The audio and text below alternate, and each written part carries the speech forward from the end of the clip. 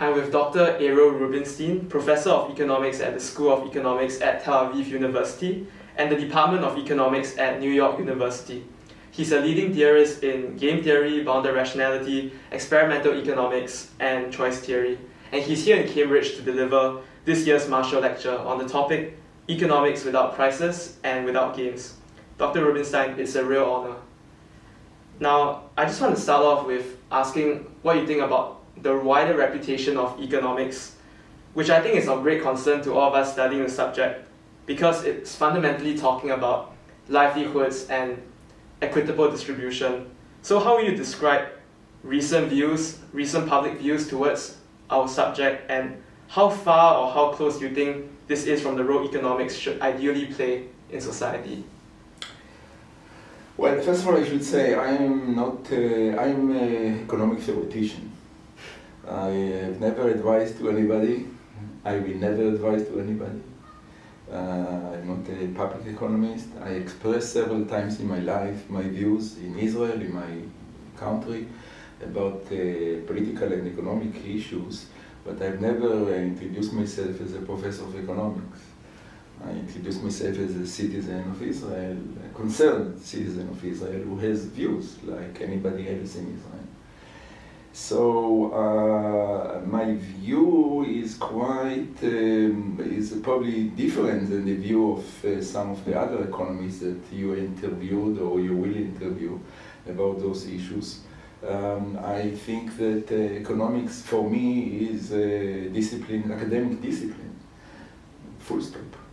Now, it's not a profession in the sense, for me, it's not a profession in the sense that you study economics and then you become an engineer of economics or advisor to the Singaporean government. I mean, I don't mind if that's the case, but that's not my own goal. And since my goal is actually, the question what is economics in general is quite problematic, because I think that economics is special from other academic disciplines in the sense you don't have a section in the New York Times called biology or chemistry or mathematics. From time to time you have some articles about those issues, but you have economic section. And that's what makes economics a little bit strange, because from one side it is academic field, on the other side it's something that regular people are interested in. And it's very tempting, of course, to take economics as a sort of a source as an authority to advise the world. But that's not my approach. I am seeing myself as a pure academic researcher who is interested in economics because I'm interested in the world and interested in the way that people think. And for me, doing economics is not so directly, it's not at all connected with the real life issues. Yeah, I think you mentioned in a lot of your work that economics is kind of a collection of fables and proverbs, game theory specifically, since that's your area of expertise. And I was wondering whether, even though your field might seem very abstract and it does involve a lot of formalized math, do you see particular areas of real life where it is particularly applicable? No. No, and I make the point, I would like to make the point, yes, you are right. I think that in a book which is called Economic Fables, and by the way, everybody can just, who is interested, can just download this book as any other book of mine free from the web. I try to express my views about what is economic theory, and I should again say I'm an economic theoretician. I don't want to comment about other fields which I don't have a clue about. But as an economic theoretician, I see what I do and what other people do in economic theory as stories, as fables. Now, what is the role of fables or stories in real life? Are they useful? Well, they are useful in the same sense that literature is useful. I do want to see society with literature. And some of the books, the great literature books, influence also the world. but they were not supposed to be applied. They are not supposed to be tested. They are not supposed to be verified. They are not supposed to be calibrated. They are what they are, and everybody can take from them whatever he wishes to take. And the same is true, I think, about models of economics. Now, I have to admit that models in economic theory are not as beautiful as Chekhov's stories. Unfortunately, if I could write stories like Chekhov, I would prefer to do it than to write models in economics. But that's not the case. So that's my view is that the connection between, I have to say again, that the connection between economic theory, model, or story, or fable, and the real world is quite complicated because, of course, it's not in the. Of course, it is connected with the world. We have in mind the world, not some fantasy, not only fantasy, let's say. But that's true, by the way, also about the Disney movie. A Disney movie is also not completely a fantasy. It has some, right? I'm sure you watch more Disney movies than me. It has some connection with the real world. On that point, in a way, economics, or rather let's talk about game theory, a lot of it is an abstract way to represent ideas in, say, geopolitical studies, say, philosophy, history. And I was wondering what you think about game theory and what it can do if we pair these with, I guess, a more interdisciplinary perspective, with perspectives from history and politics. Because a lot of the times people come to game theorists and ask, what do you think about this geopolitical conflict? How do you think it will pan out? Do you think there's a future behind that? Thanks for this question, because you know what's happened to me in the last few weeks. Let me tell you a story that really happened to me. Somebody approached me a few weeks ago, and me and some other game theoreticians, I was very flattered to be in the list of those people, and asked about my view about the Ukrainian-Russian conflict. To be more precise, he asked me what is my advice as a game theoretician to Biden, and what sort of compromise I can see between Ukraine and Russia. And my reply to him was immediate and very, very short. I have nothing to say. I have nothing to say, and furthermore, I don't believe that any game theoretician has something to say from the point of view of game theory. So it may be that the person is very brilliant and he knows a lot and he intimately knows about the conflict between Ukraine and Russia, and he has some sort of insight. Some of the very brilliant people are doing economic theory and game theory in particular. But, if you ask me, and that's exactly what I answered to this guy, that if you ask me whom should I consult about the conflict between Ukraine and Russia, I would say, first of all, probably the kindergarten teacher of Putin. She knows probably much more about it than anybody else. I would ask people who are historians. I would talk with people in the street. And I will not talk with game theoreticians. Game theory, to my knowledge, to my understanding, after so many years that I spent or wasted and about doing also game theory, has nothing and supposed to do nothing about as a sort of apply. Now that's the problem with game theory. In some sense, game theory is a very dangerous field. It's a dangerous field because some people, the language of game theory is very, very attractive. And since it's very attractive, and since people love it, and by the way, von Neumann Morgenstern was genius not only because of the mathematics and that he did, but also because of the public relations, because the name game theory is fantastic. He could call it and give it another name, like interactive theory or a study of interaction between strategic agents or something like that. People would sleep in the lecture. But game theory is very lively, right? So that's the risk of game theory, that it's, in some sense, it's too attractive. It's so attractive, it's too tempting to think that it can be applied.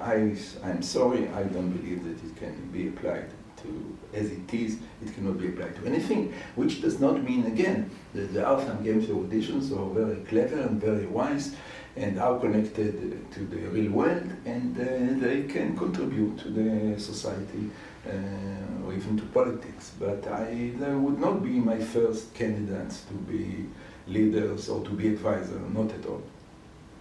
I think your very tentative, very realistic portrayal of your discipline is part of why you're quite respected in the field. You don't overpromise what economics and game theory can deliver, but you still argue that there is some utility behind studying it. So I was wondering if we can turn to your career as an academic, whether you have any advice to young economists currently weighing what path to take after graduation. Do you have any advice on how one should decide whether to, say, go into industry versus going to academia? By the way, first of all, since you interview me, I would say I'm not sure that if I would start my life from the beginning, I would choose the same career. Actually, when I was young, in your age, I wanted to be a lawyer, defense lawyer, and regretfully, I did not choose this path. My daughter does it, by the way. And I regret that I did not do it, to be honest. Now, most about an advice. Well, you know, it's difficult to give an advice, but it's a responsibility. But I guess nobody will follow my advice in any case, so I can express it freely. Let me be bold. Students, very good and brilliant students, I would advise not to study economics as undergraduate. Not to study economics as undergraduate. I think that for very good students, especially those who think about academic career, who think about public careers or whatever, I think that let me give you the illustration of the pyramid. You want to build a pyramid, you need a wide base. You need a wide base, and the wide base means economics is not a basic discipline. A basic discipline should be mathematics, if you are more analytical. It could be statistics, if you are interested in data. It could be history, and so on. It's not economics. Economics should, for a good student, should come as a second stage, and you know, economics has some sort of a paradoxical status. You can do a PhD in economics without any undergraduate in economics, and rightly so. So my advice to the best students, don't study economics for the first degree. Now, if you take undergraduates as a sort of a general education for pursuing life, and you're interested in social sciences, then I think economics is a good field, because it's you study the language in which economists are talking with. But don't take it too seriously. Actually, if you want to make money, I don't know. I have never made money, and you should ask other people. On that topic, I was wondering why you think economics is, especially at the undergraduate level, is very different from, say, history, math, the sciences, because your recommendation is that economics is, in a way, a bit different, it's broader, and so, yeah. You know, there is some sort of a natural structure to disciplines, and definitely mathematics or philosophy are the foundations, and sociology or economics and communication and things like that are coming higher in the. It's not mathematics is based on economics, but economics is using mathematics. Right? So that's I think it's quite natural for me to say that economics is not the. But I think that, let me say also something. You are very young people. Economics, in some sense, requires maturity. I think that to be a brilliant mathematician, you can be 15 years old, a genius, or 18 years old, a genius, and so on. To be a pianist, etc. But economics requires some maturity and familiarity with the real world. And I think that experience in life could be to be a seller in the market. It could be a traveler in the world, it could be a volunteer in Ukraine, it could be a soldier in the army. It's life, but I think that understanding life, and the only way to understand life is not by reading, is not by solving some pride theory exercises. That's not the way to understand life. Understand life is to live and to experience and to watch and to be curious, and then do economics. But and therefore, I mean, that's another, I think, quite a deep reason why I'm not recommending economics for very young people. I think you mentioned a bit earlier that you were considering being, if I remember correctly, a public defender, a public lawyer. So in that light, what made you choose to do economics as an academic career? You know, I was at the time when I decided about my undergraduate studies, I was in the army. And I remember actually I was serving at Sinai at the time. I remember I got the forms for the Hebrew University to register, and I hesitated between law and mathematics. And to be honest, I chose mathematics probably because of the wrong reason, which was that my English, as you can see, is quite poor, and I was afraid that to study law you need a lot of English, and I was afraid from the English. That's the truth. That's the reason that I chose mathematics. Then when I studied mathematics, I also took a sort of minors, also statistics and economics. And I was attracted by one thing, which is this, and still probably this is what attracts me to economic theory. There is a magic. There is a magic in the models in economic theory, because there is some formal structure, logical structure, symbols, and somehow they are connected to real life reasoning. And this connection between the formal language and the formal models and the real life was always a sort of magical attraction for me. It does not mean that I believe that these models will give me advice or will allow me to give advice to anybody about anything. Not at all. And one thing that I'm proud of, one of the things that I'm proud about is that early on in my career, I already, it's even in writing, that I consider the models not as normative, not as descriptive, but as stories. So you mentioned how, I guess you approached economics as kind of like siloed stories, narratives. Each model tells a story. It shouldn't be taken as some kind of prescription for the real world by any means. So on that point, I was wondering, how do you come up with your research ideas as an academic? Oh, that's a very difficult question.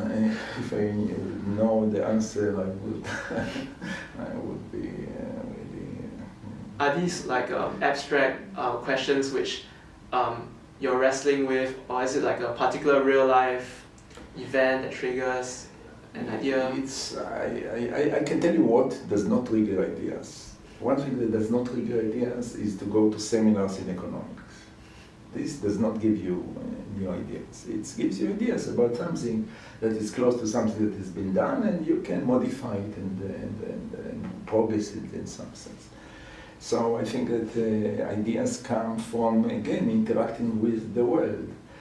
Now, let's say one of the most cited paper of mine is on bargaining, and now how did I come to these ideas? Because I was going to the market in the old city of Jerusalem, and I've seen people bargaining, and it was quite funny, and or fun, I would say. And from one side, on the other side, I studied game theory, and somehow I don't know, it came to my mind. Now, some of the works that I've done later in my life was more focused on a theme like actually the topics that I'm going to talk in the Marshall lectures. It is also some speech inside the discourse in economics. Namely, there is some, let's say, game theory is very popular, and I was also spending a lot of my time on game theory. And in the last few years, I don't do any game theory. And the reason is, in some sense, that I want, and that's actually one of the messages of these Marshall lectures, which is I want to say to young people, look, I know that's the orthodox, that's the traditional way to do these days economics, but it's just, game theory is just a collection of stories, that's all. And general equilibrium is another collection of stories. And just think about, you're allowed to think about, it's not the true model, it's not a true story, it is a story. So actually I emphasize in these lectures about economics with no games and no prices is supposed actually to send this message. And so I have to admit that it was this sort of a general view about the development of economic theory also influenced the direction that I was thinking about. But how do ideas come? I don't have a clue. And they could come in the showers, they could come in walking on the lawn or along the river. They could come in other situations. But one thing that I'm sure, they don't come in seminars of economics. I think one thing that we've touched on kind of indirectly is what makes a good economist. So you've touched on having a kind of worldliness, a level of maturity, and I think also maybe humility. Like you said, you should be realistic about the degree of applicability to the real world of your models. So I was wondering if you think that any other kinds of hard or soft skills economists should have to be good practitioners.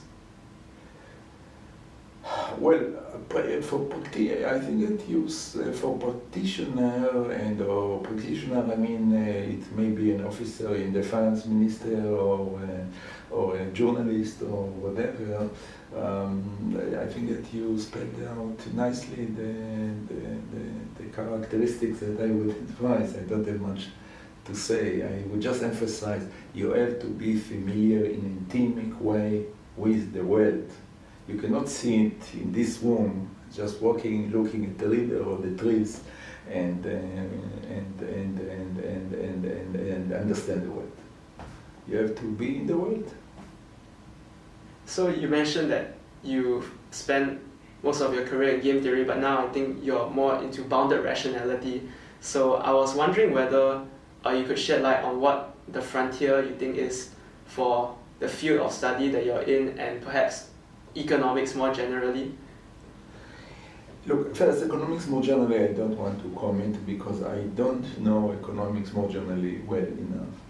The standard things that you will hear from everybody is that, there is a shift in the last decade or so from more theoretical economics to more data-based economics. You will hear it from everybody.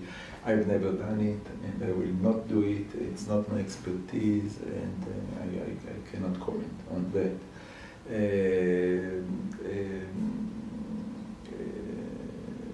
Now, what was the beginning of your question? What's the frontier is for like game theory and bounded rationality? Game theory, economic theory, there is no clear frontier these days. It's, I think that economic theory is a little bit in a trouble, not a little bit, it's quite in a trouble, partially because of the success or the popularity of the more data-based economics.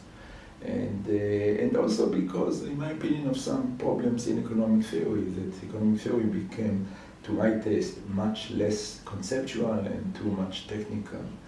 And the result is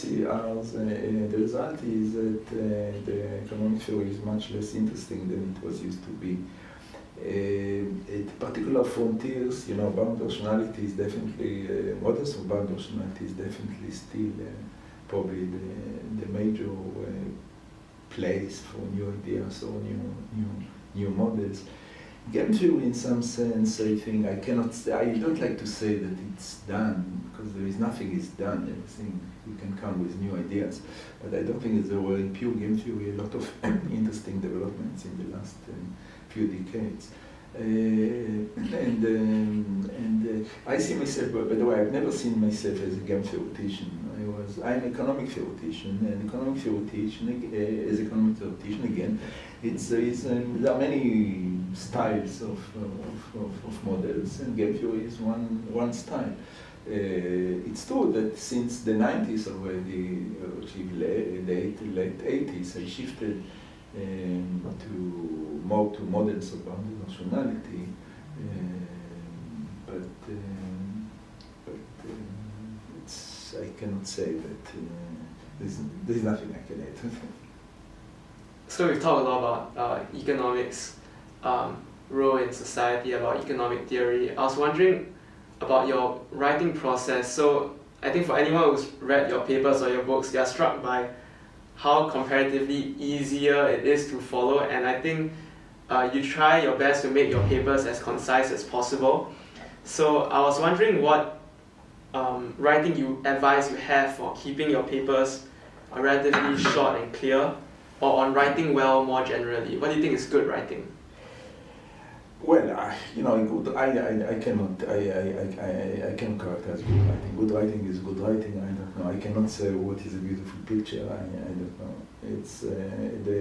But I think that I thank you for mentioning the paper are concise and short.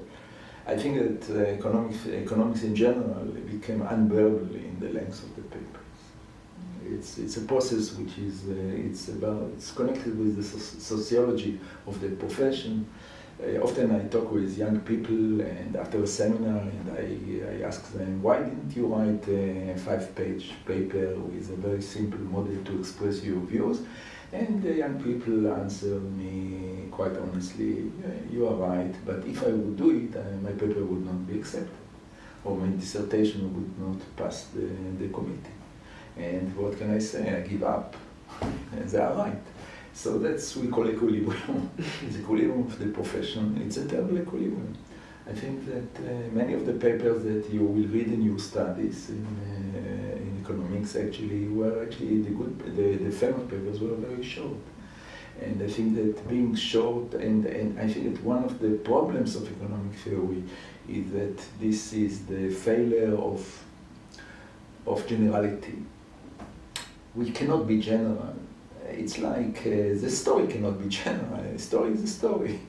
So in some sense I prefer not a general model. I prefer actually a more specific model, which is more easy to grasp, to understand, also to follow, to criticize also, than the general model.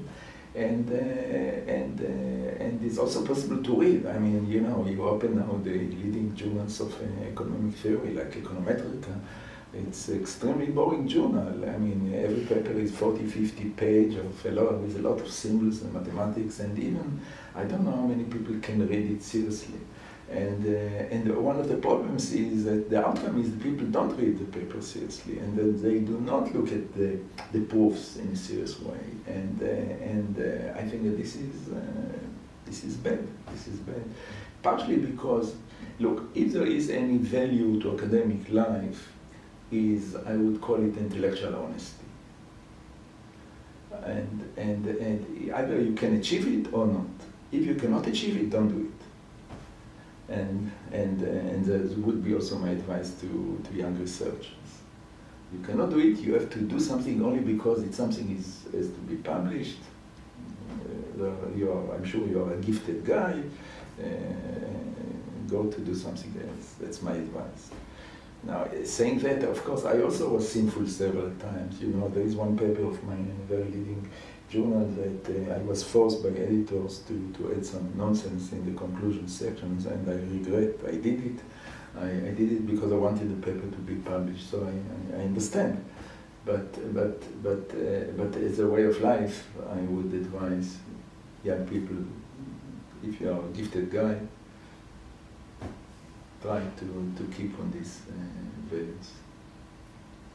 I want to turn to your website actually. It's if anyone has not visited it, it's kind of like both a collection of your work and I think like a collection of important events in your life. And so it's a very interesting read, but one thing you do is you publish all your papers and your books there for anyone to access free of charge. And I was wondering when and why did you start making your books available for everyone for free? I think that I wanted to do it from the beginning. My first books were with Martin Osborne in the late 80s, 1994, and Martin also shared this view with me. At the beginning it was impossible. It was just impossible. The technologies that you're familiar with did not exist, and you need really to have the print book, and so somebody has to do it, and I could not do it. But once the web came out and the technology was advanced, and we both, Martin and me, we were very eager to do it, and luckily we got the permission from academic press at the time to publish our book Bargaining in Markets. I think it was the first one on the web freely. And from there on it became a flag. And in particular when I negotiated with presses about books, this was a condition. You want it or not. If you don't want it, so we go to somebody else.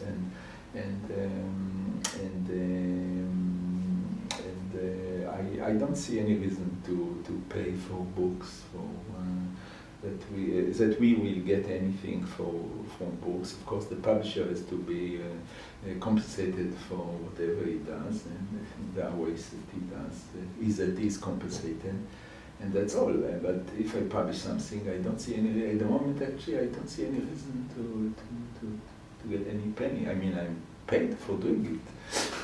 I'm paid quite nicely, I should say.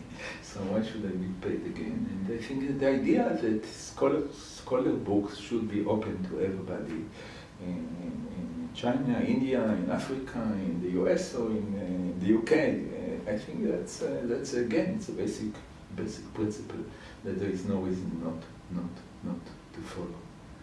I think another thing you have on your website, which I find as a coffee lover really cool, is you have a list of the best cafes where you can both work and think across the world.